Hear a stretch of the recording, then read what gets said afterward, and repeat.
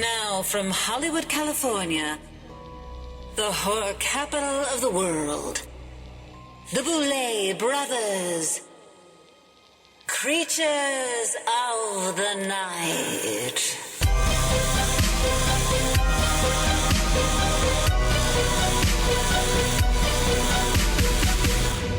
Hello, Uglies, and welcome to our first official post-mortem episode of the Boulet Brothers Dragula Season 5. Not so good. As always, we're your hosts, the Queens of Darkness, Dracmorda and Swanthula, the Boulet Brothers, and for the next 10 weeks of the Boulet Brothers Creatures of the Night podcast, we will be going weekly and doing a post-mortem on each episode of the new season the day after they each air. What a treat. And this isn't really a recap kind of thing. This is more like a deep dive for the fans on each episode, what happens behind the scenes from our view, from the show's creators, all the magic and all the decisions and all the stuff that you don't really get to see that doesn't make it on the screen. Yeah, so if you love the show and you just want to know a little more from the people that actually know what happened there, you can tune in and we will give you whatever we can and whatever kind of tidbits we can without, giving away too much.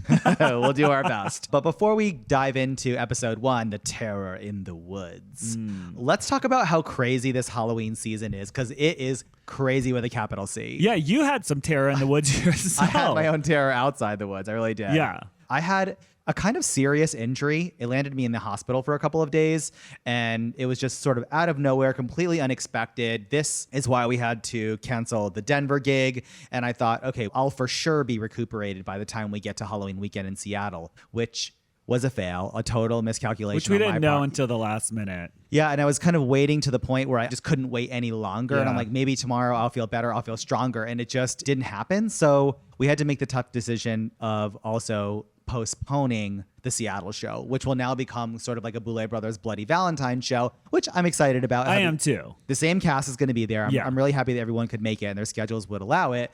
I do want to apologize to the fans because I know that that's something, of course, you would want to celebrate with the Boulet Brothers on Halloween weekend. And we were so excited to go back to Seattle because every time we've taken a tour show there, it just kills. And people could either get their tickets refunded or they can keep the tickets and come to the Valentine's Day show. But we absolutely love to travel to as many cities as we can around Halloween. So missing that was a nightmare. Missing Denver and Seattle were, and we never miss shows. Like, I hate it so bad. Oh my God. We are really much like do or die. And if we put it on our plate, it's going to get done. Yeah. Hi, this podcast is a great example because we are now recording the night after our annual Los Angeles Halloween Ball. Right. Which we were able to do, by the way. We were able to host that. That's like a huge nightclub event. We are on stage. We did not perform this year. Clearly, we couldn't. But we were on stage to host it. But we were only on there for 2 segments. And if you were there, it was very controlled. You would see why it was possible. But we are also leaving in a few hours to go to New York because we're going to be on Good Morning America on Halloween morning to judge their costume contest. Oh, it's so insane. Yeah, but that, again, we're just sitting there. So it's sort of like we're able to do it. But yeah, I just want fans to know that we hate that we missed it. Halloween is our favorite time to travel to as many cities as possible. Next year, we will absolutely make it up to them. 100%. And I just kind of want to expand on what you said quickly, just so people understand. The reason that the Seattle show and the Denver show were very different, especially the Seattle show, because Denver happened right after I got hurt, is I would have to be hosting a 2-hour show, kind of constantly coming on and off the stage and really being engaged in the whole experience, which I love normally, but I just couldn't do it just physically. It was like my doctors were just like, absolutely not. So I was able to fulfill my duties as the high priestess of the Halloween Ball and sit in a wonderful chair and judge people on Good Morning America, but it's very controlled and it's a lot shorter and it's just a little bit easier on my body. Right. Well, I'm excited to do Good Morning America. That's going to be fun. I think we're going to be making more appearances like that around Halloween from now on, and I'm excited about it. Oh, Ian is not here this episode either. I want to give everyone a little bit of warning of that. Everything is insane for us during Halloween. Like, everyone's working, everyone's doing their own thing, and everyone's very busy, and our schedules just did not work out for this one. But he will be back on the recap for episode 2. And, with us as normal going forward. Mama. So just insert some mamas, a locker room joke. Yeah, some snaps. Something about an ogre. Pop your tongue. You're good. Yeah. Okay, let's take a quick break. And when we come back, we're going to be diving into episode 1 of the Boulet Brothers Dragula season 5.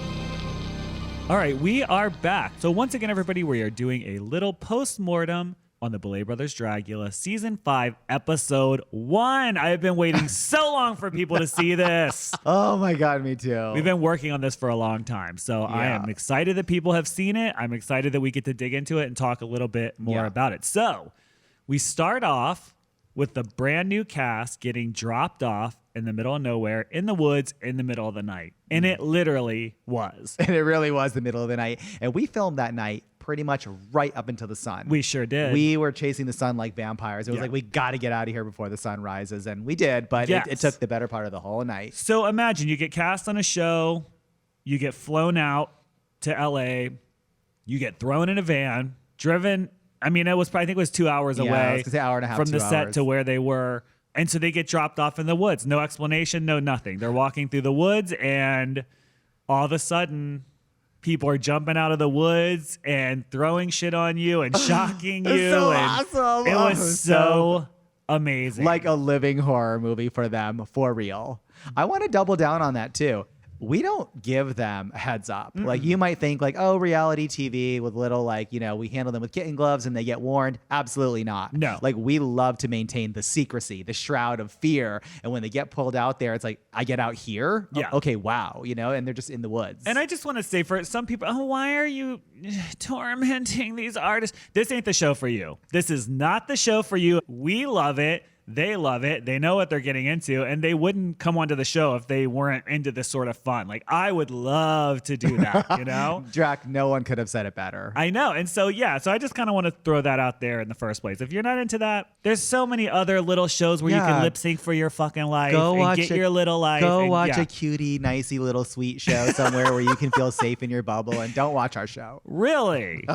Let us do what we want. Okay, so yes, there were Yetis with tasers and people were jumping around, and I really kind of was just giddy when they had to go through the water, and not everybody did, but a few of them. Some of the because you could go two different ways, and some of them went through the water.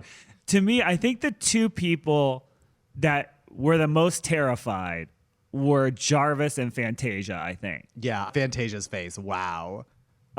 I love her. She just trusted us, and I know she was like, I just had a feeling in that moment she was like, did I do the right thing? What are my life choices about? Yeah, totally. Yeah. But she was a trooper. She was like into it and laughing, and she went through the whole thing. There was one moment that I want to talk about, which people will see in the future. I'm not going to explain why and spoil it, but there was that moment, and it was terrifying to me when Cynthia kind of had that meltdown moment, and she screamed and she sort of fell on the ground and she was covered in blood, and I was like, oh God, I was like, she's breaking. I was like, she can't hang, maybe this is too intense for her, because someone had thrown a bucket of blood on her right before that, and I thought, I don't know, maybe she feels like humiliated or something and she's freaking out. Yeah. But as we were there, and you didn't see this on the show, she proceeded to scream, and we're like, oh my God. And I was like, should we cut? I'm like, no, I don't know what's going to happen. And then she sort of fell on the ground and did this death scene. She was doing a scripted. It was very weird. It was an impromptu, totally off the cuff death performance. And it was to the end where she was literally, and then she literally laid her head down, and then she looked up, and then she put her head back down again. I was like, this is like a cartoon. Are you okay? And no one said anything. We were just like, okay, let's move on to that. It's just like, what happened? Yeah. It does come up later. I don't want to spoil it. That was pretty terrifying. A great way to start the season. And just let's talk about 2 seconds, the diversity of the cast. The cast are the stars. They are so amazing. It's a huge array of drag from every corner, all over the globe, all over the spectrum of kind of everything. Yeah. So I'm really proud and happy to present this group of competitors on a platform like this. And mostly because, yes, they're diverse, but they're also incredibly talented. Everyone we cast has an equal chance of winning. So it wasn't just like, let's put some drag kings on there just so we can say we put drag kings on there, but we know they're going to flop because they're not even part of this scene. Yeah. It wasn't like that. Everyone on the show has the skills that can take them all the way to the top. And that's exciting to me because you know what I mean? It's there's diversity for diversity's sake. And you're like, well, I checked off all the boxes and I put everybody in, but then they flop and they go home. And what does that really do for anybody? I think it's important to put people on that actually have a chance to win and that are strong in their skill set. So that's what we have this season. Absolutely. And it might not always be that way. Next season, there may be no drag kings or who knows what. A whole season of drag kings. If they're the best applicants, and that's what's going to happen. Absolutely. Yeah. And there's undisputable, Jarvis and Throb are so strong and so cut from Dragula's cloth. It's insane. In such different ways, too. It's Definitely really different interesting. ways. Yeah.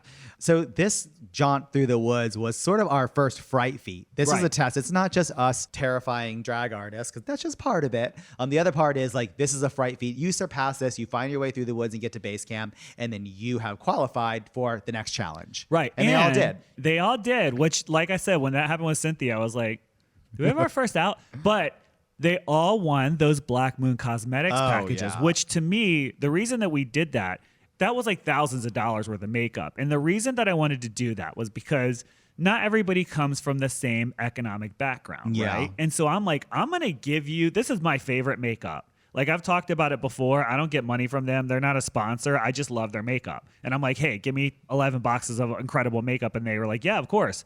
But I love their makeup, and I wanted everyone, again, to start off on even playing field. So I'm like, you have incredible makeup of so many varieties. You can do whatever you want. So everyone starts off on an even playing field. Yeah. And they earned it, right? No, they really did. They really did. They finally got to that fire pit. I think that's when the personalities really started to come in, because they were together for the first time. I loved it because I thought sparks started to fly in a playful way, but they were definitely there. Right. Like Onyx was coming for Cynthia's like kitty cat wig and her little two-piece, and Cynthia's clapping back about her Lady Gaga knockoff, and Satana's asking the cunty questions based on first impression, who's going to go home? And Throb's coming for Fantasia, and it was just like, okay, yes, we have a cast here. Yeah, and surprising to me was Neo coming for Fantasia. I know. I wasn't expecting that. Me because neither. we don't know. We've seen their audition tapes, but we don't know how they interact with one another. So this was our first time seeing that too, and it was very interesting. Yeah, it really was. I did think it was fun that they were sort of catty and, a little backstagey with each other, but nothing went too deep, which I really appreciated that they got over it really fast. That's really kind of like the antithesis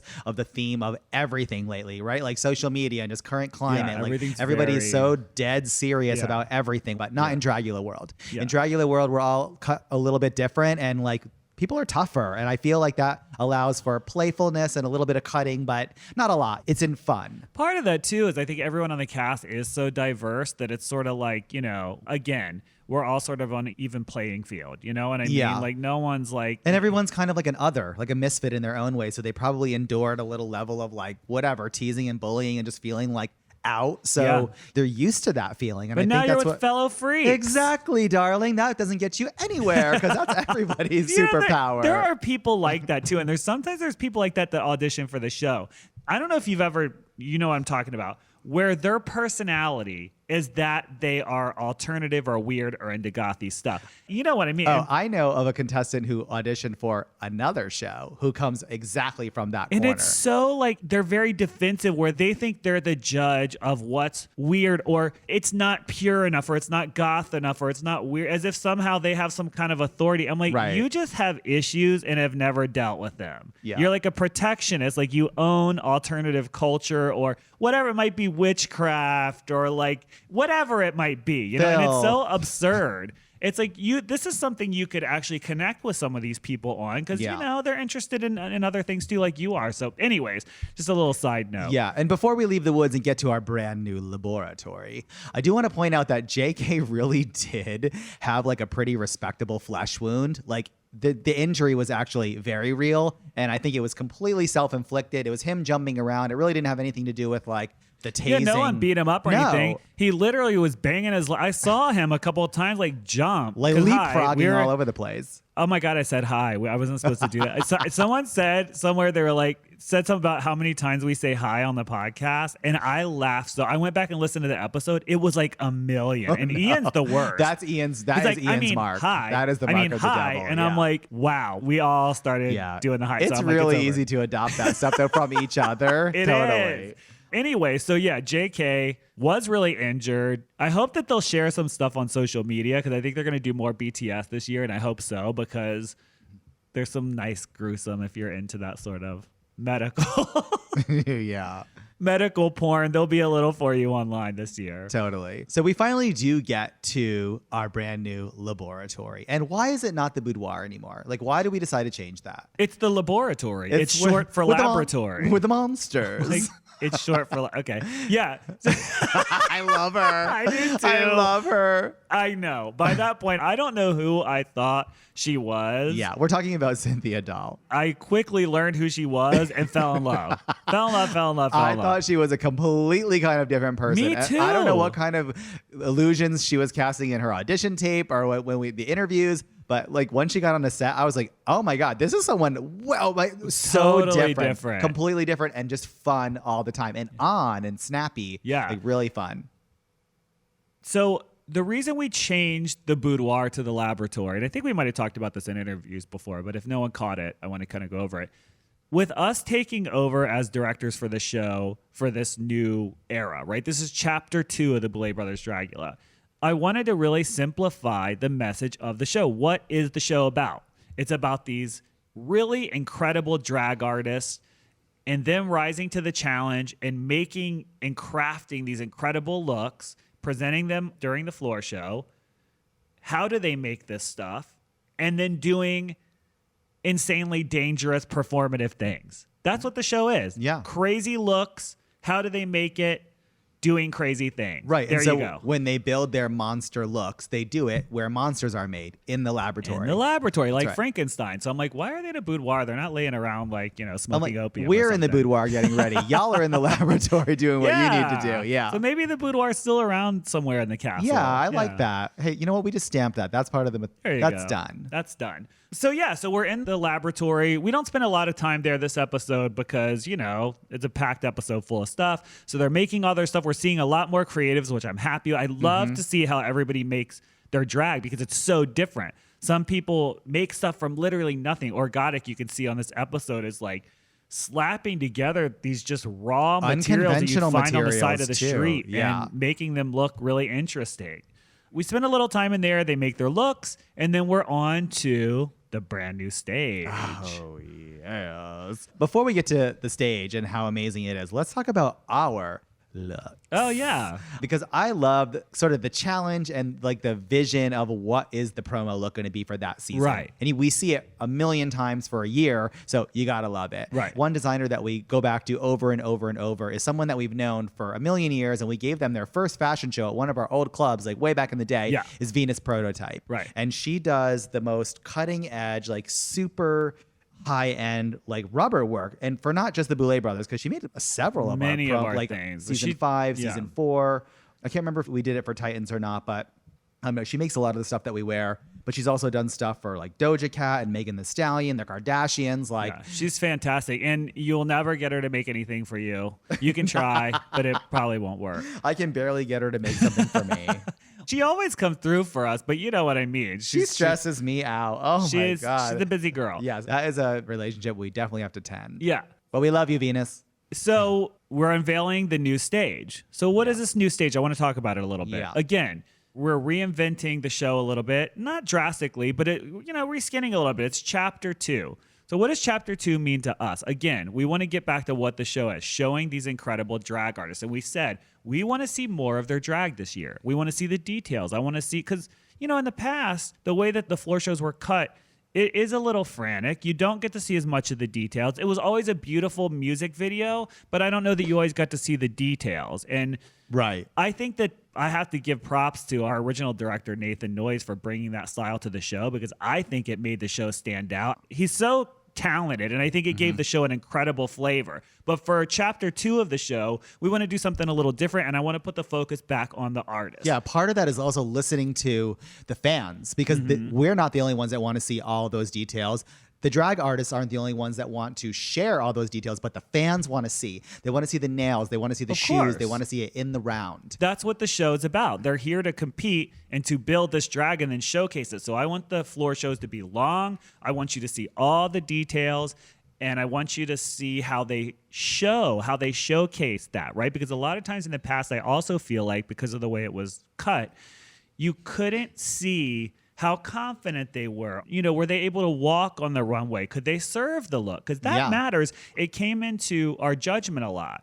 And people don't know that. You didn't get to see that at all. No. Like, can they take up the space? What is their stage presence like? Do you feel their confidence? Do you feel their fear? And you can definitely do that when it's live and happening right in front of you. And, especially with us birthing out of the live place and a theatrical place, those are qualities that we look for in our next drag super monster. We want them to be able to perform live, and we want them to be confident and be able to walk on stage. Yeah. So we decided to build a stage that would accommodate that would allow them to be featured.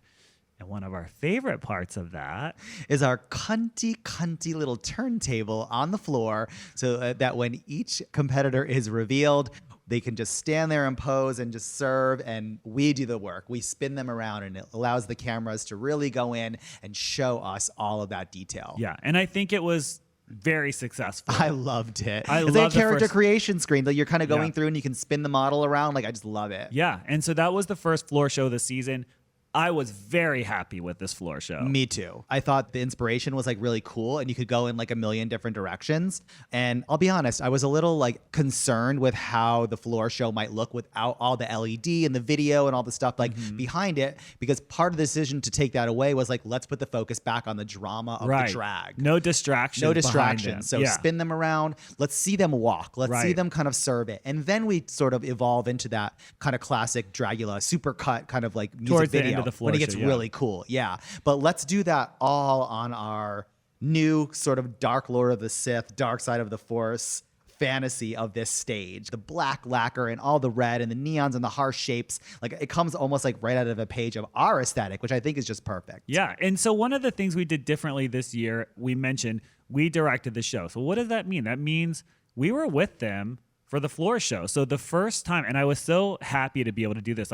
We took all of them as a group, and I was like, all right, I'm going to show you the main stage. And we walked through, because you can't see it. You have to walk through this whole area to get to it. And they were gagged. They were so, it made me happy because I wanted to provide them with something fabulous, a place appropriate to showcase their art. And so when I saw their faces, they were like, bitch. I was like, yeah, I'm so happy. Yeah. And so, we walked them through everything this time. Again, I wanted everyone to be on fair ground. I'm like, this is what you're going to do. This is where you're going to walk. This is how many times you're going to walk. This is when your close-up is happening. I wanted them to know, to have all the information, to be comfortable. Because I didn't want anyone to get up there, and especially some of these drag artists are new and haven't even been on stage much. And I don't want them to come on there and be like, well, I don't even know what's going on. Like, no one told me anything, and now I'm like, what do I do? And so I just didn't want that to happen. So I don't want to go too far into that. But yeah, those are one of the changes that you'll see manifest on the show during the season, I think. Yeah. And we gave other pointers too, because we know what it feels like to be on that stage and playing to bunch of different cameras and look here and look there and don't look there. At first I was like, I wonder how it's going to be directing them just sort of like outside of like Dracmorda and Swanthula, like just directors. But I think it was great. And I actually feel like we have a connection with this cast that's very unique compared to the other cast, because we worked with them so closely every day. I think they know that we're on their team because we're there crawling around under them and saying, no, do this and face this camera and play to this camera. And here comes your close up. And I just wanted them to look great. Yeah. I wanted them to look and feel great. 100%. So let's go on. So the floor show is fantastic. We know that. We already judged that on the show, so we don't need to go into that. Let's talk about our guest judges. Yes, let's talk about our amazing guest judges. Perfect guest judges for the opener of the season to me. So Mike Flanagan, if you don't know who Mike Flanagan is, he's an incredible director. He directs tons of scripted shows on Netflix. He does The Haunting of Hill House. The Haunting of Bly Manor. He just did The Fall of the House of Usher, which is great, which we actually got to see before it came out. We watched it with him, and it was fantastic. And obviously, Felissa Rose, hi. Terror in the... Hi, did hi again. Hi. Terror in the Woods. You have to have Felissa Rose as a guest judge. And interestingly, one thing, this is a little behind the scenes tea that I want to share. So you all know that we were obsessed with Yellow Jackets when it was coming out. And so Tawny Cypress was supposed to be a guest judge on the first episode, which I was so thrilled for because I'm such a fan of everyone on that show. And her specifically, I was so excited. And I'm just going to say it. She bailed on us the morning of the show. Yeah. I just want to kind of put it out there. We were filming during the writer's strike, the actor strike. All those things started to manifest and happen while we were filming. So It fucked up quite a bit. Yeah, it was a very precarious, and it still is because the actors haven't come to an agreement yet. It's been very strange in Hollywood. And I kind of want to say that this is kind of personal, but we always do like a huge premiere party for the show, and we were not able to do a premiere party this year for that reason because there's so many strikes happening, and it just seems very unsupportive to do a gala like that and to invite actors and people that work in the industry. It's not in good taste. It's not in good taste. So I hate that we weren't able to do a premiere with our competitors, but I think there's going to be more opportunities to do different things with them that we haven't been able to do with other casts coming up. So yeah, very cool, and definitely something to look forward to. We're going to take a quick break, and we will be picking up with everything right after these messages.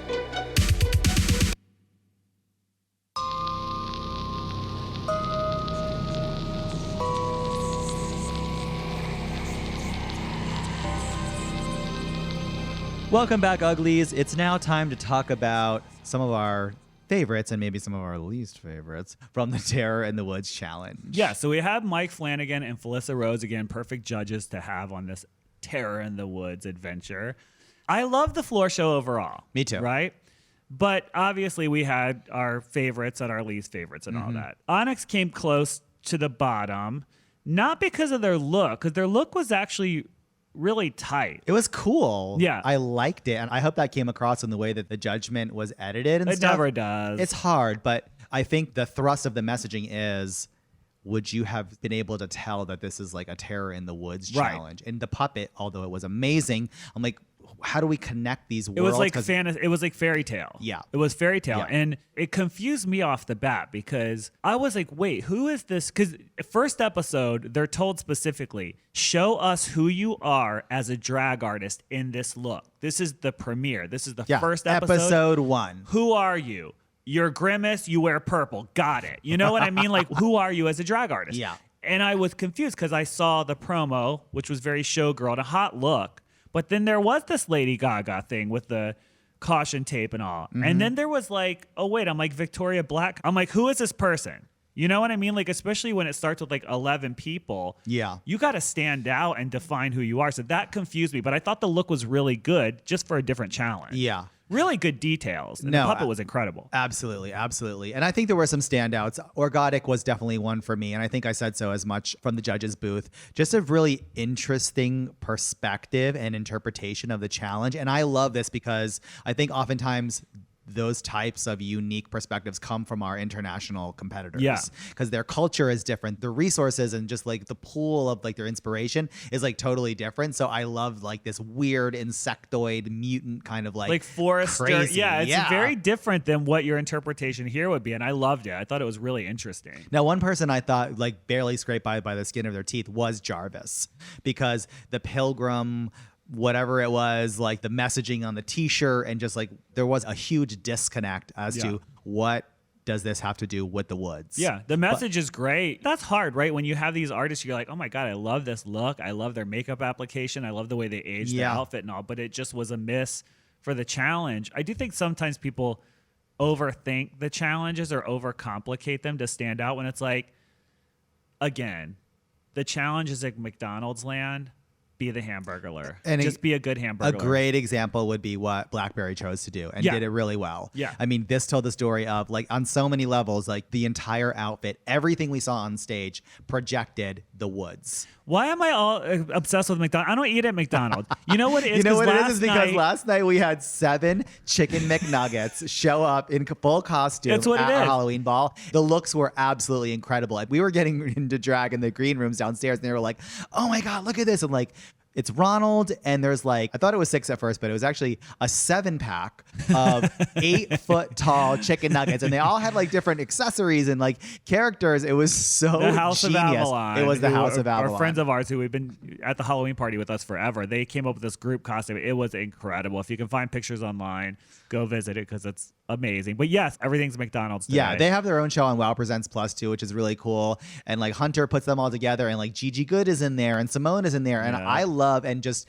I squeal because I'm like, they're part of that Nugget crew, and it was just so funny. I couldn't talk. The only person I talked to last night was Caleb, because everyone was in these McNugget outfits, and I couldn't tell who was who. And then I thought they were dead because they got out of the costumes, and the costumes were just sitting in the booth, and I was like, are they okay? They look sad. And they're like, they're not in them. They're just, anyways. Yeah. Off subject.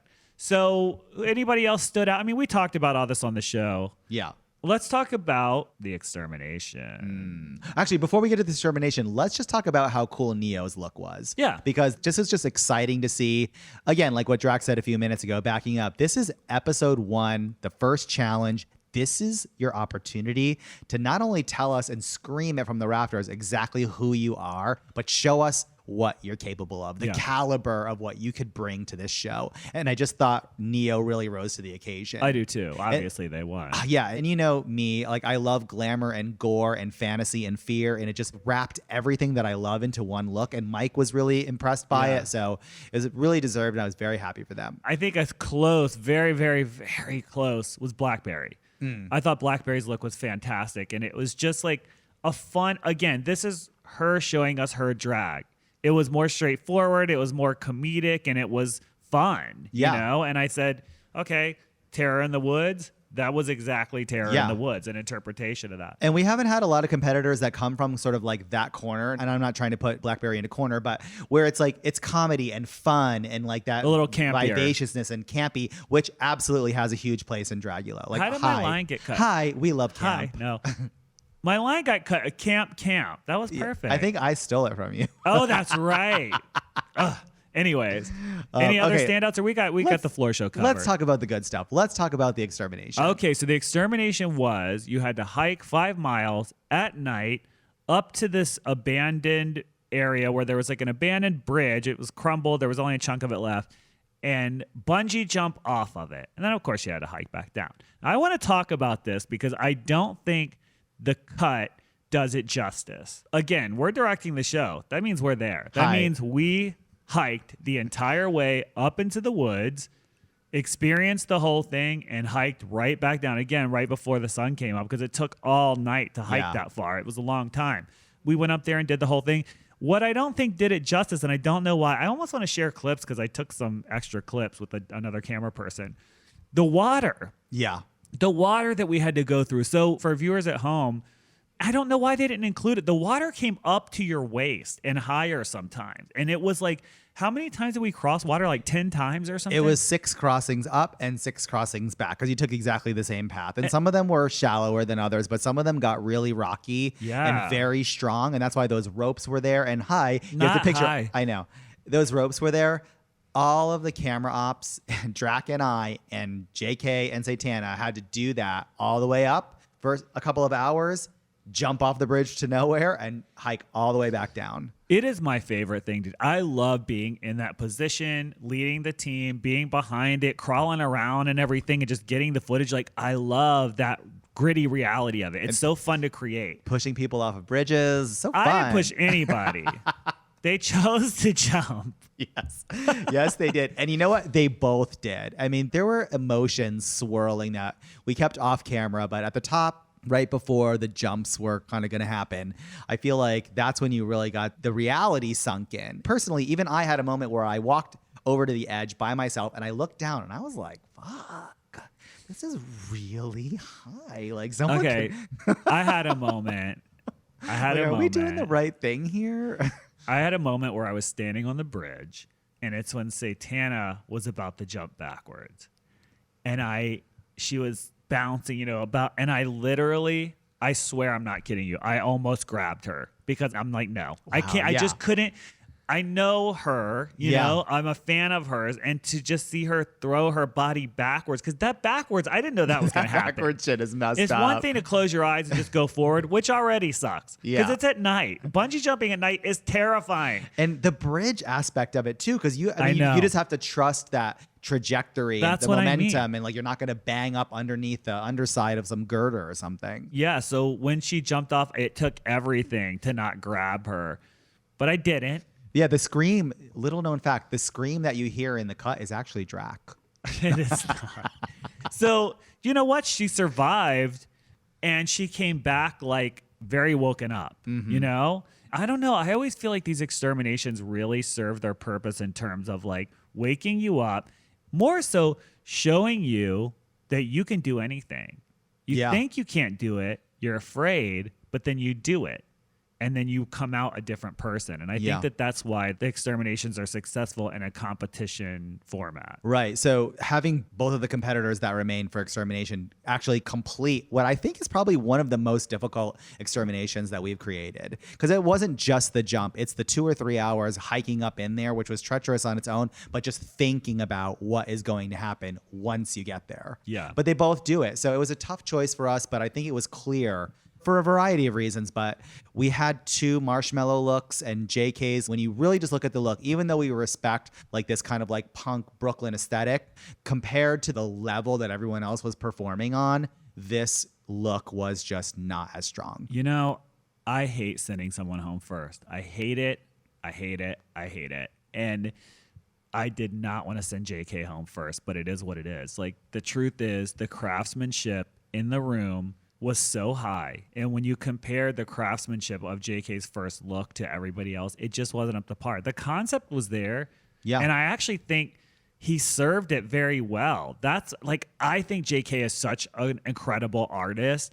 And I was so excited to see what they, to bring that raw, a lot of raw Brooklyn talent. Yes. Yeah. I was really disappointed, but somebody has to go home first. They always do. Mm-hmm. Yeah. So it is what it is. I don't think you've seen the last of JK because they're an incredibly talented artist. I would like to do more stuff with them in the future. So, yeah, it is what it is. Well, we have reached the end of this episode of Creatures of the Night. We're done with our first post-mortem of the season, and we've talked plenty about how we feel, but feel free to write in and let us know how you feel. We'd love to get some feedback. Yeah, we'll be answering your listener questions from week to week. So if you have any questions about episode 1 or anything you want to know more about, or things that we maybe didn't talk about that you would like us to, definitely send your questions to us at creatures@BouletBrothersDragula.com, and we'll answer it if we can. And just a reminder, we are going to be back in 1 week's time. For episode 2. See you then, Uglies. The Boulet Brothers Creatures of the Night is hosted by the Boulet Brothers with their co-host and producer, Ian DeVogler. Engineered and mixed by Carlos Bueno, with music by Neuron Spector.